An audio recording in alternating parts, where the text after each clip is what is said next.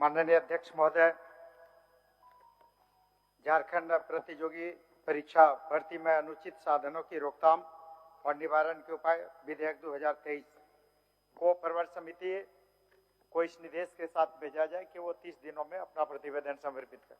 महोदय, जो विचारणीय बिंदु है प्रवर समिति में भेजने का, महोदय गौर किया जाए कि आज झारखंड सरकार के पास और झारखंड राज्य में झारखंड परीक्षा संचालन अधिनियम 2001 महोदय, ये कानून बना इसी सदन से बना है और आज भी ये कानून महोदय राज्य में लागू है।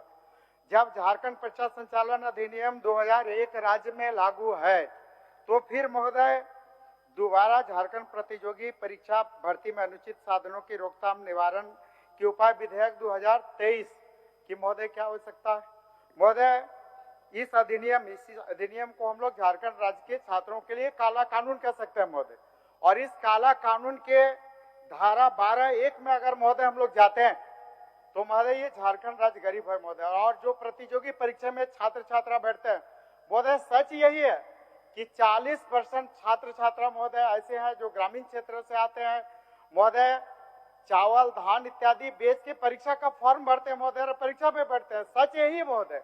और अगर 12(1) हम लोग धारा का देखें महोदय तो उसमें जो प्रावधान किया गया है कि किसी प्रकार की संलिप्तता रहती है तो 3 साल की सजा या 5 लाख रुपया फाइन, अगर नहीं कर पाता है तो 9 महीना का अतिरिक्त होगा। अगर किसी मामले में रिपीटेड हो गया तो 7 साल का सजा या 10 लाख, या नहीं करेगा तो 2.5 साल और होगा।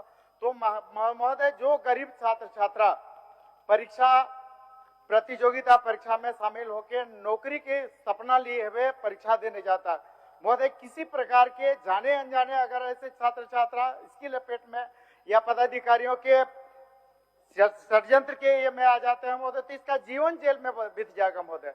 नौकरी क्या लेगा, परीक्षा क्या बैठेगा, इसका जीवन भर जेल में बीत जाएगा। कोई गरीब छात्र छात्रा जो चावल धान बेच के प्रतियोगिता परीक्षा में बैठता है उसका बेल नहीं हो सकता महोदय। दूसरा महोदय, इस काले कानून को और काला बनाता है इसका धारा हम 23 की बात करें महोदय, धारा 23 इस कानून को और काला कानून बनाता है महोदय। इसमें कहता है कि महोदय कि अगर कोई शिकायत पत्र आता है तो एफआईआर दर्ज करने के लिए कोई प्रिलिमिनरी इंक्वायरी नहीं होगी, कोई प्रारंभिक जांच नहीं होगी, सीधे सीधे एफआईआर होगा। और अगर उसमें उसका खंड 2 को देखें महोदय, धारा 23 के खंड 2 को देखें, ये तो और महोदय इसका काले कानून को और काला बनाता है। ये कहता है कि जो आयो है बिना किसी के आदेश का, बिना वारंट का, बिना किसी का, उसको सीधे पकड़ के जेल भेज सकता है महोदय। उसमें किसी प्रकार की कोई ये नहीं, सीधे सीधे उसको उठा के जेल भेज सकता है महोदय। महोदय ये चीज बात कर रहे हैं सुप्रीम कोर्ट में महोदय, सुप्रीम कोर्ट का स्टैंडिंग गाइडलाइन है महोदय, चाहे वो कोई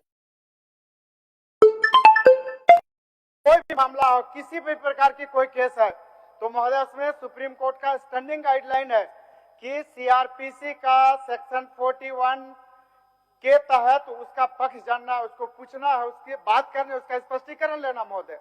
तो सुप्रीम कोर्ट का जो स्टैंडिंग गाइडलाइन है कि सीआरपीसी का 41 सेक्शन के आलोक में संबंधित अभियुक्त को पूछना, तो इसमें जो महोदय इसका धारा 23 का जो उपधारा 2 है उसमें तो कहता है सीधे सीधे सुप्रीम कोर्ट के उसका स्टैंडिंग ऑर्डर का महोदय वायलेशन होगा। दूसरी बात अगर हम लोग महोदय करें तो धारा 22 में भी, धारा 22 में ये तो जो गरीब छात्र छात्रा यहाँ के लिए उसके बिल्कुल उसके हितों के विपरीत है, बिल्कुल ये संज्ञेय है, गैर जमानती है, गैर समन्वय है। तो महोदय निश्चित रूप से कहीं न कहीं झारखंड के गरीब छात्र छात्राओं के विरुद्ध में जाएगा महोदय। दूसरा एक सवाल उठता है महोदय इसमें कि जो पदाधिकारी वो से महोदय अपना एक चोर दरवाजा खोल दिया महोदय। ये गरीब छात्र छात्रा के लिए तो कठोर से कठोर कानून कर रहे हैं। जो एजेंसी है, जो आउटसोर्सिंग कंपनी, जो परीक्षा है, निश्चित रूप से उसके लिए कड़ा से कड़ा कानून लाई, लेकिन जो छात्र छात्रा है महोदय इसके लिए इतने कठोर कानून और इतने कठोर प्रावधान करने के लिए कोई आवश्यकता है।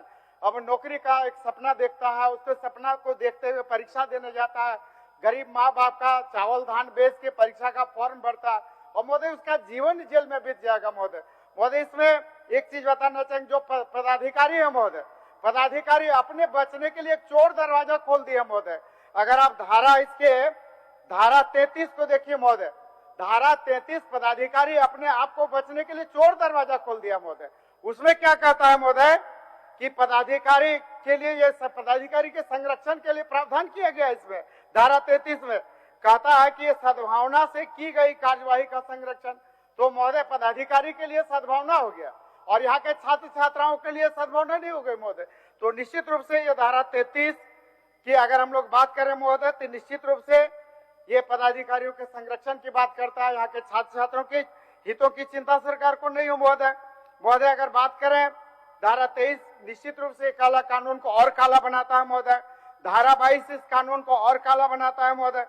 दूसरा एक सवाल उठता है महोदय कि जो वर्तमान में जो दोषी है, चाहे वो परीक्षा संचालन करने वाले हो, एजेंसी हो, अंडर ये PSU हो, जो भी हो महोदय, उसमें तो प्रावधान है कि जो दोषी उसको हम लोग कार्रवाई, कठोर कार्रवाई दें, निश्चित रूप से करें।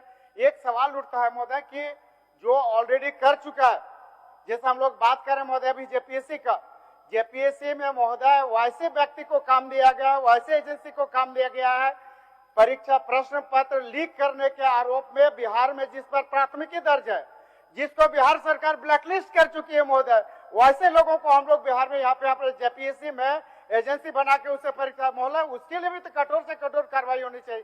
तो जो दोष सिद्ध है, जिस पर आरोप है, जिस पर FIR है, जिसको ब्लैकलिस्ट किया जा चुका है महोदय, वैसे लोगों को हम लोग JPSC में दे रहे हैं। तो महोदय निश्चित रूप से वैसे लोगों को चिन्हित करके इस कानून में प्रावधान हो कि जो दोषी है, जो ऑलरेडी प्रमाणित है, ऐसे लोगों को भी निश्चित रूप से दोषी जो मिला हुआ है उसके लिए कड़ी कार्रवाई का प्रावधान हो। दूसरा महोदय ये निश्चित रूप से धारा 23 महोदय ये सुप्रीम कोर्ट का स्टैंडिंग ऑर्डर को कंट्राडिक्ट करेगा महोदय।